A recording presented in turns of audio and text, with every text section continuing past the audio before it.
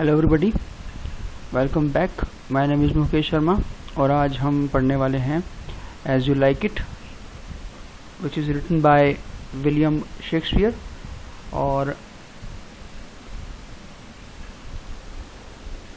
इसके पब्लिकेशन को लेकर,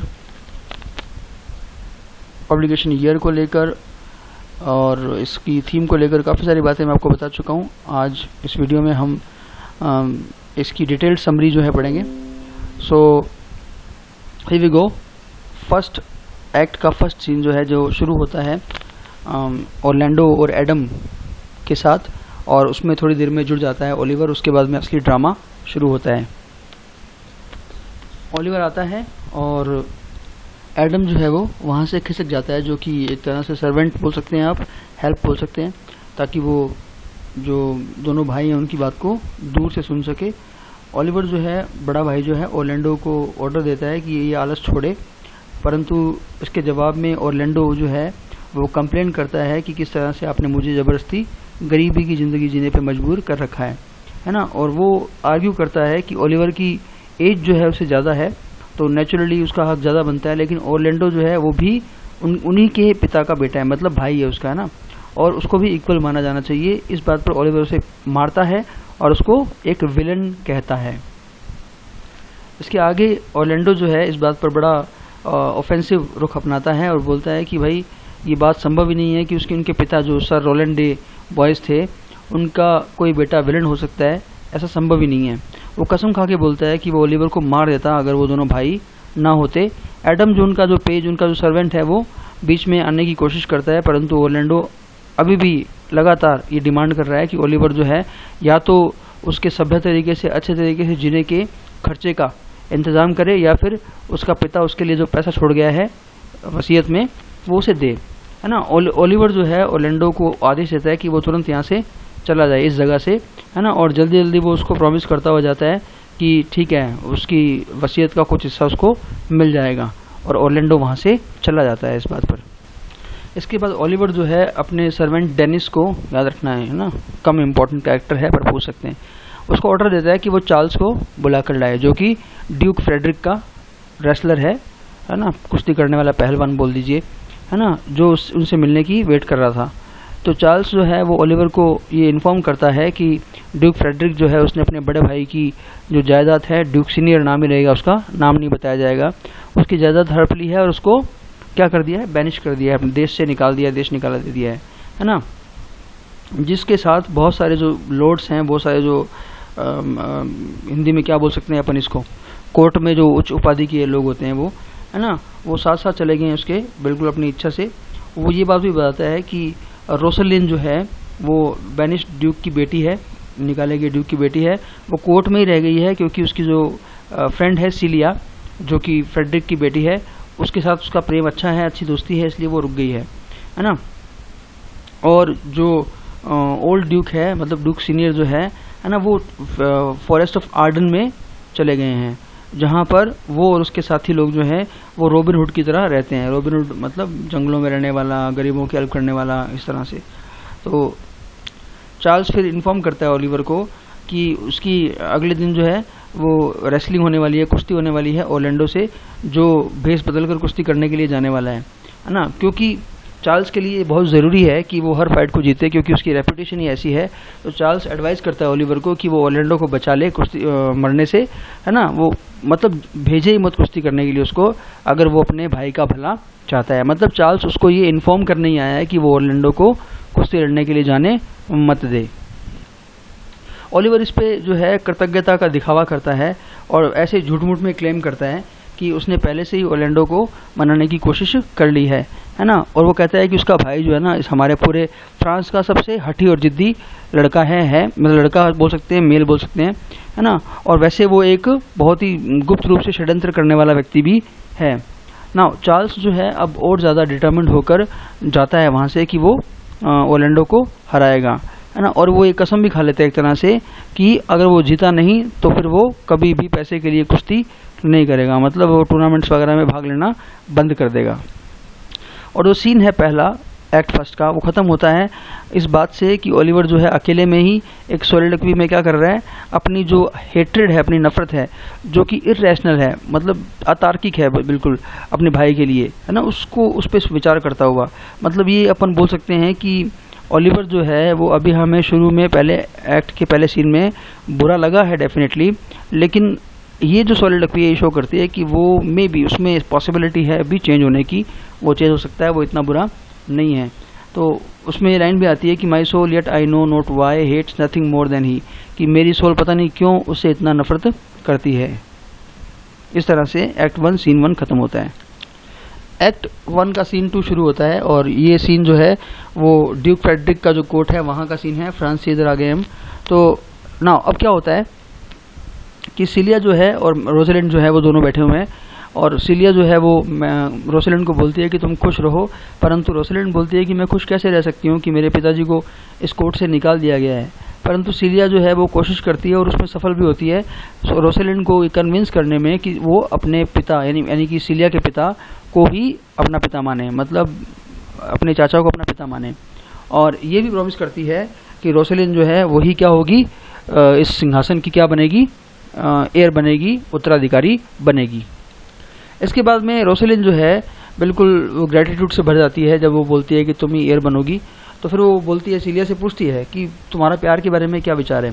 सिलिया उसको बोलती है कि उसको सिर्फ टाइम पास मानती है और किसी व्यक्ति को भी कभी भी सीरियसली प्यार व्यार में नहीं पड़ना चाहिए, और या फिर उसको अपना जो ऑनर है उसको खोने के लिए तैयार रहना चाहिए। मतलब सिलिया का जो विचार है प्यार के बारे में वो क्या है कि प्यार करना ही नहीं चाहिए, बस टाइम पास का तरीका है कि, और अगर कोई सीरियसली प्यार करे तो फिर उसको अपना सम्मान खोने के लिए तैयार रहना चाहिए ना। आगे क्या होता है कि दोनों जो कजिन्स हैं वो भाग्य और प्रकृति के रोल के बारे में जोक्स कर रही होती हैं, मजाक कर रही होती हैं, और भाग्य और प्रकृति के बारे में क्या बात कर रहे होते हैं वो कि वो एक व्यक्ति के दिखने में और उसके चरित्र में, कैरेक्टर में इन दोनों का क्या रोल है, भाग्य का और प्रकृति का।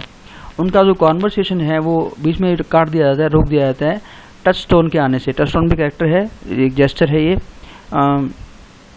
एक तरह से ये बोल सकते हो कि जोकर बोलते हैं इसको अपन। जोकर का मतलब ये नहीं है कि उसने जोकर की ड्रेस पहन रखी है, जोकर का मतलब जो कोर्ट में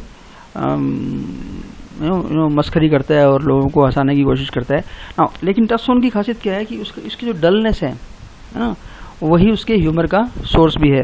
और उसको शेक्सपियर ने क्या बोला है ओरिजिनल लाइन में कि वो सारी विट्स का वेट स्टोन है। वेट स्टोन क्या होता है बच्चों?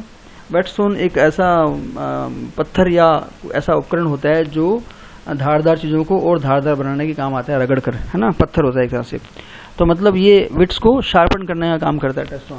उसका जो ह्यूमर है वो कहाँ से आता है? डलनेस से आता है। टच स्टोन के बारे में बात चल रही है। वो सिलिया को बोलता है कि उनके पिता जो हैं वो उसको देखना चाहते हैं, मेन्यू से मिलना चाहते हैं, है ना। और उसके अलावा वो फिर बहुत सारे मस्खरी वाले कमेंट्स करता है। फॉर एग्जांपल वो कमेंट करता है कि मूर्ख कभी भी वाइज नहीं माने जा सकते, चाहे वो कितनी भी वाइज बात कर दे, और वाइज हमेशा वाइज ही माने जाएंगे चाहे वो कितनी भी मूर्खतापूर्ण बात कर दे, है ना। ये सब चल रहा होता है, इतने में ही मस्या लेब्यू, इसको मस्या बोलते हैं, जो सर का काम करता है, मतलब ये सर हो गया और ये उसका नाम हो गया, जो ड्यूक के दरबारियों में से एक है, वो आता है। और सिलिया, रोसलिंड और टच स्टोन जो है वो अभी क्या है, आपस में उसी तरीके से मस्करियाँ कर रहे हैं, है ना। वो लेब्यू जो है उनको 3 भाइयों के बारे में बताता है ना, जो है सब के सब चाल से रेसल कर रहे थे, मतलब कुश्ती करी और सब हार गए, है ना। और उनके जो पिता थे वो बहुत ही दुखी हो गए इससे, है ना। तो रोसलिंड पूछती है कि कोई और भी कुश्ती होने वाली है क्या? और लेब्यू जो है वो आंसर करता है कि हाँ होने वाली है, और बहुत ही जल्दी होने वाली है ना। और जहाँ पर वो खड़े हैं वहीं पे होने वाली है, मतलब कहने का भावार्थ है कि यहीं पे ही कुश्ती होने वाली है एक और। तो ये बातें जो होती हैं। उसके बाद में क्या होता है, नेक्स्ट जो है, तो जो नेक्स्ट ओपोनेंट है चार्ल्स का, ऑरलैंडो, जो हमारा हीरो भी मान लीजिए आप। हालांकि शेक्सपियर की कॉमेडीज़ में आप याद रखिएगा हमेशा, शेक्सपियर की कॉमेडीज़ में जो प्रोटोगनिस्ट होते हैं, जो मुख्य पात्र होते हैं, वो हीरोइंस होती हैं, और ट्रेजेडीज़ में मुख्य पात्र जो होते हैं वो मेल्स होते हैं, हीरो होते हैं। ये शेक्सपियर की खासियत रही है। तो यहाँ पे हमारी जो हीरोइन है वो कौन है? रोसलिंड है। तो ऑरलैंडो जो है वो ड्यूक फ्रेडरिक और चार्ल्स के साथ एंटर करता है और बहुत सारे अटेंडेंट्स भी हैं, और सीलिया जो है वो रिमार्क करती है, बोलती है कि देखो कितना यंग लग रहा है ये। ड्यूक फ्रेडरिक जो है वो कहता है कि भाई तुम्हें तो अपनी जवानी की खातिर, तुम्हें जवानी का वास्ता है, मतलब तुम्हें फाइट नहीं करनी चाहिए। और सीलिया और रोसलिंड को बोलता है कि भाई इसको मनाओ कि ये फाइट ना करे। जो बहनें हैं वो ऑरलैंडो को बुलाती है और उसको कन्विंस करने की कोशिश करती हैं कि वो फाइट ना करे, परंतु जब वो जोर दे के कहता है कि भाई मैं तो फाइट करूंगा, तो फिर वो लड़कियां जो हैं दोनों, सीलिया और रोसलिंड, उसको प्रॉमिस करती हैं कि वो उसको सपोर्ट करेंगी। कुश्ती शुरू होती है ऑडियंस के सामने और ड्यूक फ्रेडरिक के सामने और बहनों के सामने, चार्ल्स और ऑरलैंडो के बीच में, और चार्ल्स जो उसको उठा के फेंकता है जिससे कि ऑरलैंडो जीत जाता है।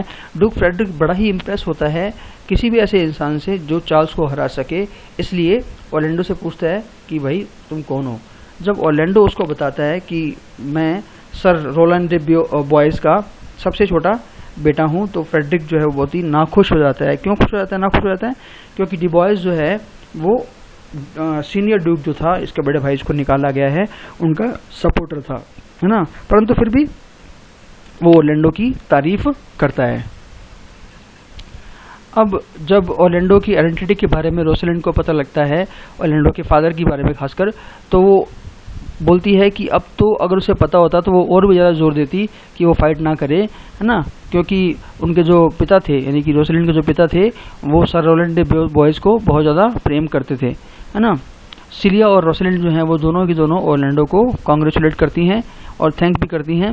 रोसलिंड उसको एक चेन देती है एक रिस्पेक्ट के टोकन के रूप में, है ना, और जिससे कि वो बहुत ज़्यादा उसकी तरफ अट्रैक्टेड हो जाता है ना। रोसलिंड और सीलिया जो है वहाँ से चली जाती हैं। देन लिबियो जो है वो आता है और ऑरलैंडो को एडवाइस करता है कि भाई तू यहाँ से चला जा, है ना, क्योंकि उसने ना चाहते हुए भी ड्यूक को क्या कर दिया है, नाखुश कर दिया है चार्ल्स को हराकर, है ना, और क्योंकि वो रोलैंड डे बॉयज़ का बेटा है। ऑरलैंडो उसको धन्यवाद कहता है और पूछता है कि इनमें से ड्यूक की बेटी कौन सी है। लिबियो उसे बताता है कि सीलिया, परंतु वो ये भी बताता है उसको कि ड्यूक फ्रेडरिक जो है वो रोसलिन के को डिसलाइक करने लगा है, क्योंकि वो बेनिश ड्यूक की डॉटर है ना, और वो ये भी कहता है कि ये डिसलाइक जो है, ये नापसंदगी जो है वो बहुत जल्दी सामने भी लोगों के आ जाएगी। इस तरह से एक्ट फर्स्ट का सीन 2 फिनिश हो जाता है। आगे चलते हैं हम लोग। एक्ट फर्स्ट का सीन 3 शुरू होता है। सीलिया जो है वो रोसलिन से प्रार्थना करती है कि भाई अपनी चुप्पी तोड़ो, है ना, और वो मजाक भी करती है कि भाई क्यूपिड हम पे मेहरबान हो जाएं कि ये तो एक भी शब्द नहीं बोल रही है। तो मैंने इसकी हिंदी कर दी है। मतलब इसका ये है कि क्यूपिड प्रेम के तीर चलाने वाले जो क्यूपिड्स होते हैं, है ना, वो हम पे दया करें, इसके मुंह से तो एक भी शब्द नहीं निकल रहा है। मतलब उसको चिढ़ा रही है वो कि शायद उसको प्यार व्यार हो गया है।